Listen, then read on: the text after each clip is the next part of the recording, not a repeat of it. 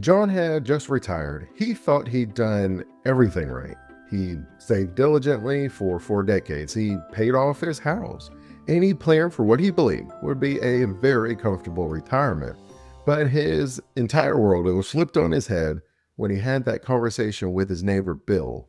He found out Bill, who had a very similar career and lived in a nearly identical house, was getting a Social Security check that was almost double his. And he was confused, he was stunned, and he was wondering, how is that even possible? Did I mess up? Did I do something wrong? We worked in the same industry for about the same time. So what did Bill know that he didn't? And as most people would imagine, your confusion quickly turns into anxiety, and you're trying to figure out, did I leave a whole bunch of money on the table? And if I did, is it too late for me to fix it? And so, over the next few minutes, you're going to learn 7 simple strategies that Bill used to dramatically boost his retirement income. Strategies that you can still use to maximize your own check. This isn't about finding complicated loopholes or risky investments. These are proven strategies that can add tens or even hundreds of $1,000s to your retirement. Going back to our story, you know what happened to John isn't something rare. There's millions of Americans that are leaving a surprising amount of money on the table because they simply didn't understand the few key decisions that completely changed their Social Security benefits. The Social Security Administration, they are not doing anything to help us. They try to make it confusing on purpose. And when you call the 800 numbers, it can take a very long time to find the right person. That there are people that you know when you call them, that there is someone who is very helpful and can change your life. And you know that there is someone else that is not going to help you in any way whatsoever. It is going to make things much worse for you, just telling you that nothing is possible, even though you were told that someone is literally doing the exact strategy that you asked for. And because of that confusion, it can be disheartening. But I'm telling you, these are 7 strategies that are being done. And I pray that when you call the Social Security office, that you get the person that is very helpful and loves the job that they're doing, and not the person who is frustrated and doesn't want anyone to call into the office. And they definitely don't want to help anyone that day. Now, the cool thing for John is his neighbor Bill was very willing to help him. He was willing to sit with him, help him to get through that confusion. And so he spent about the next week talking to Bill. And Bill wasn't a financial genius by any means. He was just someone who was informed. And John learned that a few smart moves made at the right time were the difference between a retirement of just getting by and a retirement of true financial freedom. So let's break down that wall of confusion. We're going to walk through the exact 7 strategies that Bill shared with John, one by one. These are the type of strategies that the best Social Security Administration officers will share, and what certified financial planners, just as myself, that I share with my clients. By the end of this, you'll have a clear roadmap to get every single dollar that you are interested in having. I recognize that these strategies don't work for everyone's retirement, but if it works for yours, I encourage you to take advantage of it. The first strategy that Bill shared was the most simplest one, and it's almost annoying to hear it, but he waited. While John was excited to start his Social Security at 62, Bill waited. And what most people will say, and I've had the conversations, people will say, well, Dre, I know someone who passed at 61 and they didn't get any Social Security. I know someone who was waiting and they passed at 65 and they never actually started their Social Security. But the way I normally will describe that to people is, if we only get calls when people pass, then that's the only calls that we can share. But if we got a call for everyone that we know that's still alive, would we get more calls? And I think you and I would agree, we would get more calls out. More people that we know are alive, because at the end of the day, the average American female lives until about 77, 78, and the average American male lives until about 75. And that means that the majority of Americans are not going to pass at 62 years of age. And so while John was eager to start his retirement and claim his Social Security at 62, Bill waited. Bill waited until 70. Now, to help my clients with that decision, because it is unique for each individual, we normally like to start with the math question, which is how long we have to live for this to be a good decision. And purely from a mathematical perspective, and remember, that's only the first thing we consider, we need to be thinking, all right, if I wait until 70, from a mathematical perspective, I need to make sure that I'm alive until 80. It takes about 10 years for the money that you did not take from 62 to 70 to be offset by the increase in growth, and then we're receiving that money from 70 on. And so we'll have to look naturally at our health. We have to look at the other income that we can have to maintain our retirement in these early years. And we'll normally look at what the plan overall looks like for my overall family, for me and my spouse. Now, I'm going to go over a lot more of these in greater detail as we go over the other strategies, but I did want to simply mention that it's not simply a question of, I'm going to get the most money if I wait till 70. Yes, that's true. But it's also a question of, how am I going to fund my retirement? Am I able to maintain a certain lifestyle? What makes the most sense for me and my spouse? What does my health and overall needs look like? Am I going to be able to live long enough for that to be a mathematically sound decision? And that the reality is there are literally over 700 Social Security strategies that we can implement.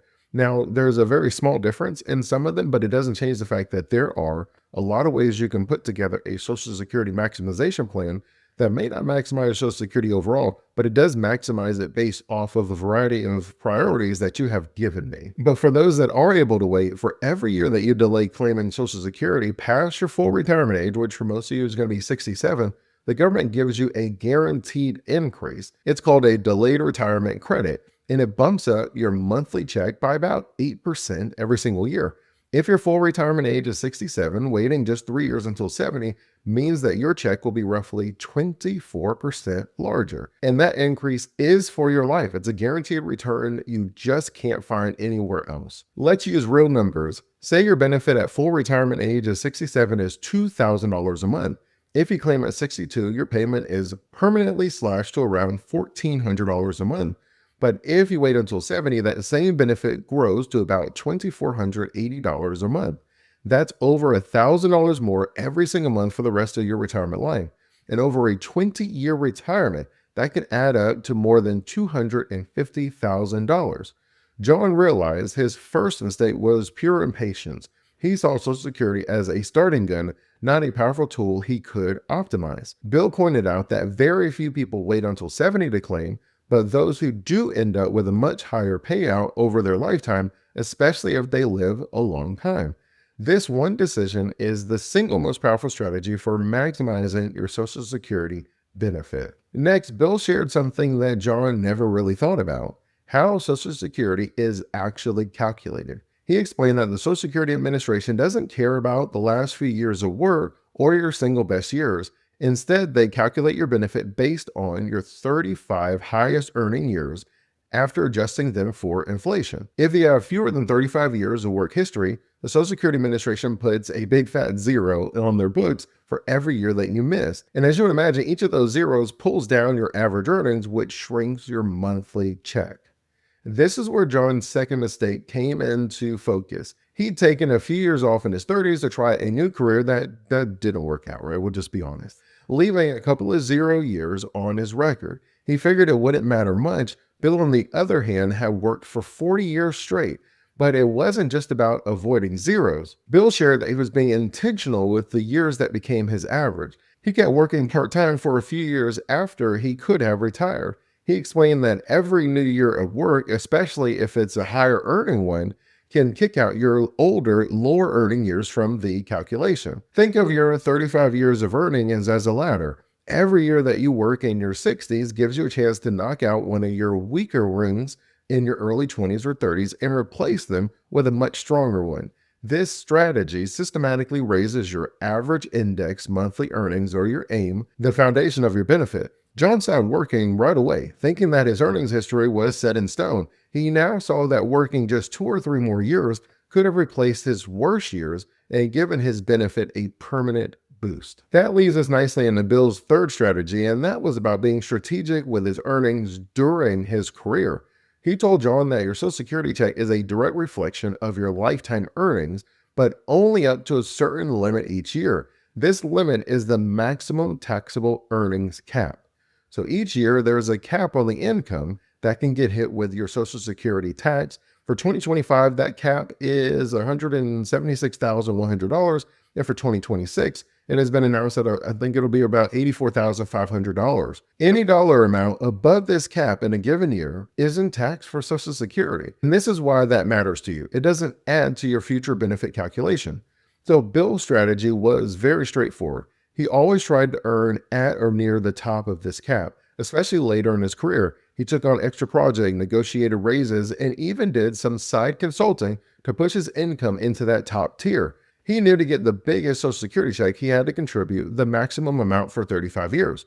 To get the absolute highest check by waiting until age 70, which is projected to be about $5,200, I think it's like $51 a month in 2026, the same rule applies. You need 35 years of hitting the maximum taxable earnings cap, plus you have to have delayed your claim. John had a good career, but he never paid attention to this cap.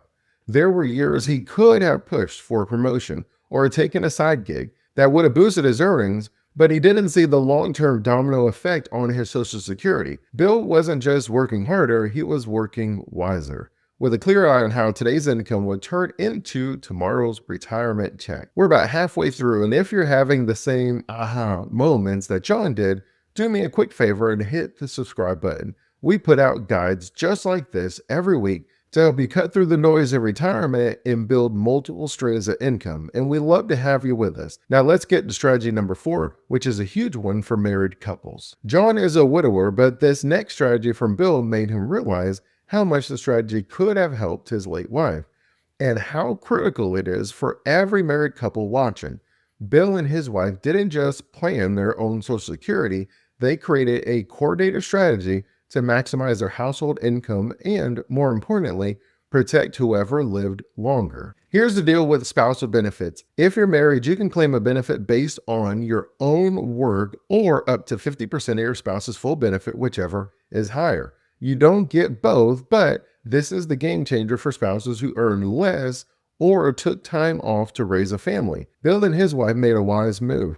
Bill was the higher earner. They decided she could claim her own benefit earlier to get some cash flow, while Bill delayed his benefit all the way until age 70. This did two things. First, it gave them income for their early 60s. Second, it allowed Bill's future benefit to keep growing by that guaranteed 8% every single year. But the real genius here is the survival benefit. When one spouse passes away, the surviving spouse gets to keep the higher of the two Social Security checks. Because Bill delayed his claim, he locked in a much larger benefit.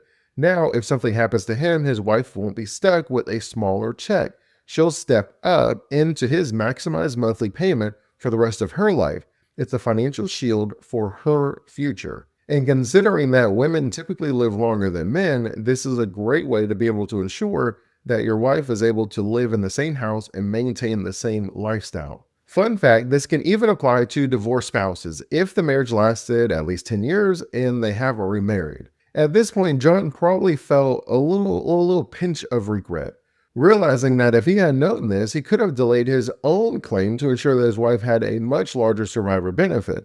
And it's a powerful lesson. Social Security isn't just an individual plan, it is, by all facts, a family plan. And throughout their conversation, John was able to have discussions about different things. And so John shared with Bill that he thought about working part-time and claiming Social Security benefits at 62, but that a friend had warned him, well, the government would take your money. And this is a common and a costly myth, but Bill's fifth strategy was all about making sure that John wasn't confused by this. It is true that if you claim Social Security before your full retirement age and you keep working, that your benefits can be temporarily reduced if you earn over a certain amount. For 2026, that limit is $24,500, is $24,480 per year.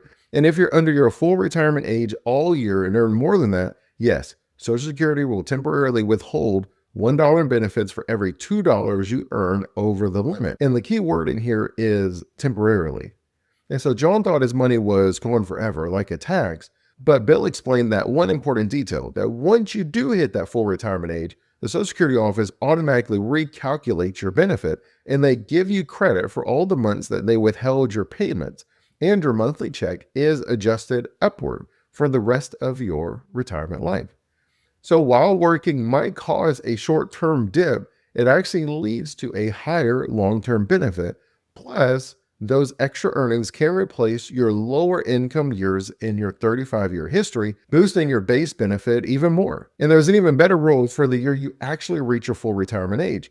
In 2026, you can earn up to $65,160 in the months leading up to your birthday, with only $1 withheld for every $3 that you earn above the limit. And the moment that you hit your full retirement age, that earnings limit, it goes away, right? It vanishes, it's gone into thin air. You can earn as much as you want with zero reduction in your benefit. Now, as you would imagine, John is now floored, and he had avoided enjoyable part-time work that could have boosted his long-term income, all because of that misunderstanding. Like most things that we hear, there is a hint of truth in it, and that's the part that makes it so convincing, because we're like, yeah, I think I've heard that before. But in this particular situation, the strategy wasn't to avoid working, it was to understand the rules and to know that the penalty is really just a temporary withholding that you can get back later. By now, as you would imagine, John was sold on the idea of having a comprehensive strategy of possibly delaying and working and all the different ways that Social Security can work for and against us. But he had a very simple question. And he said, "That's all great, Bill. But how in the world did you afford to live for all those years between retiring and finally claiming Social Security at 70?" Which I think is a fantastic question. And this led to Bill's sixth and probably his most clever strategy. He built himself what we typically call a bridge. Instead of claiming Social Security right away, he had his 401k and his IRA to cover his living expenses from the age of 65 to 70. And this is why we call it a bridge. It's supposed to bridge us from whatever age that we stop working until the age of 70. See, Bill was thinking of his Social Security benefit as an insurance policy, because insurance policies are the only ones that can give out guaranteed income, right? i.e. annuities and pensions, things like that. And so he was insuring himself against outliving his money. By letting it grow, he was guaranteeing himself the largest possible inflation protected income for his life. He saw his 401k not just as a pot of money, but as a strategic tool that he could use to unlock a much bigger, more stable income source down the road. Think of it this way.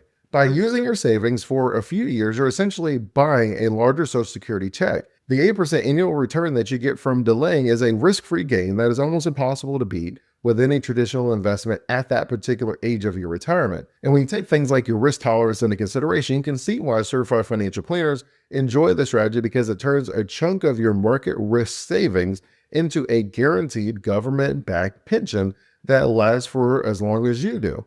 Yes, this does require having enough savings to put it in, or we can have enough streams of income to be able to fund our lifestyle throughout.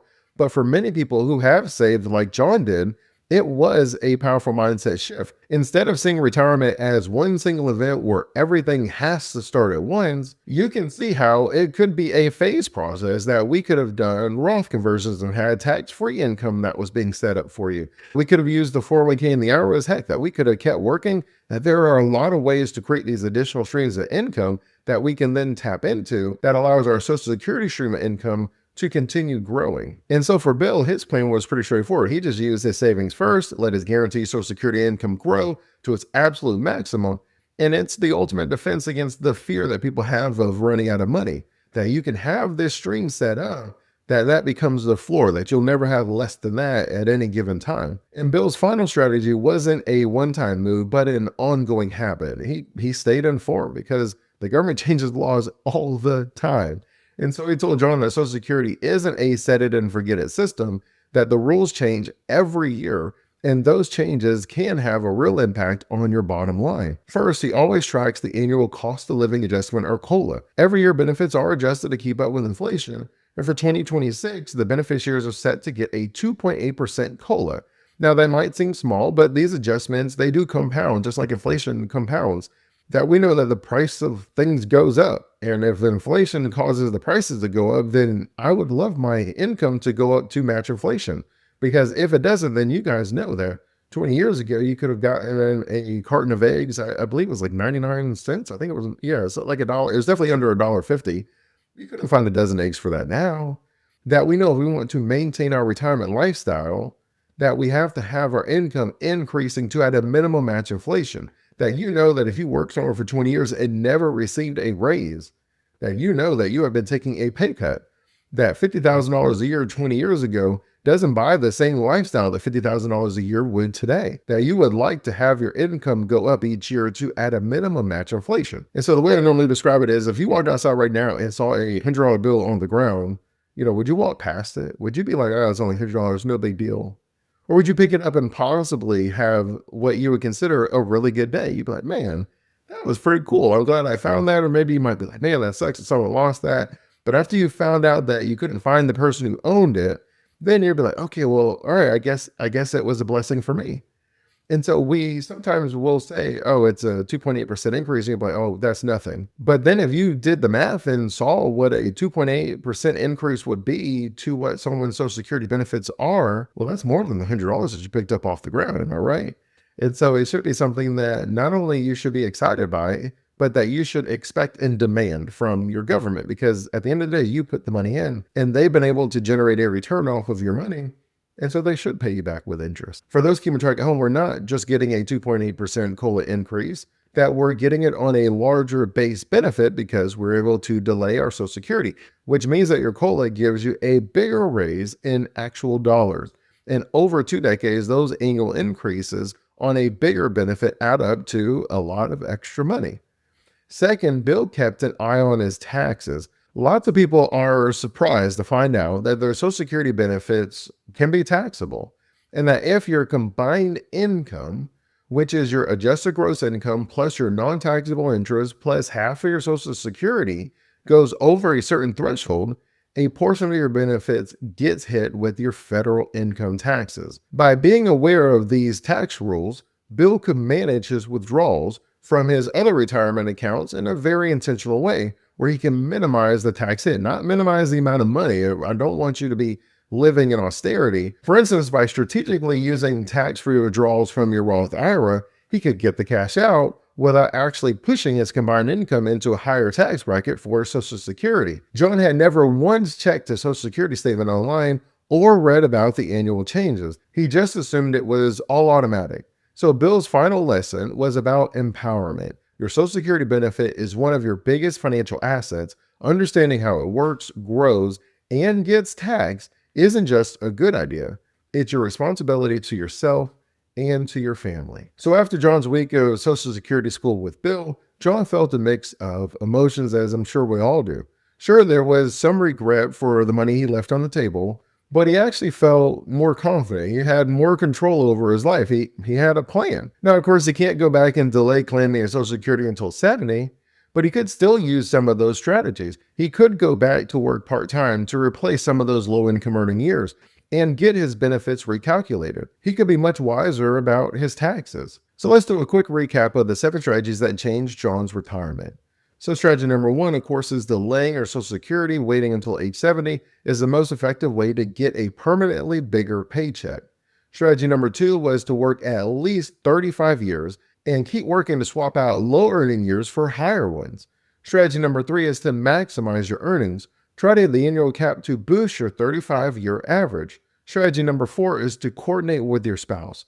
Plan together to maximize household income and protect your surviving spouse. Strategy number 5 is to understand your earnings test. Don't fear working before your full retirement age. The benefit reduction is only temporary. Strategy number 6 is to build a bridge. Use your savings to cover your expenses for the first few years so your Social Security can grow to its max potential. Strategy number 7 is to stay informed. Keep up with those annual COLAs and the tax rules to protect your benefits. The Social Security system might be complex and even hard to say with all those S's, but getting the most out of it doesn't have to be. By using these 7 strategies, you can take control of your financial future and build a more secure retirement on multiple streams of income. You've earned this benefit over a lifetime of hard work. Now it's time to make sure that you get every single penny that you deserve, which maybe I won't be able to say because we're not going to be making pennies anymore. If you found this guide helpful, you'll definitely want to see our next video on common Social Security tax myths that could be costing you thousands of dollars. Click the video on the screen to keep learning and take the next steps towards a wealthier retirement.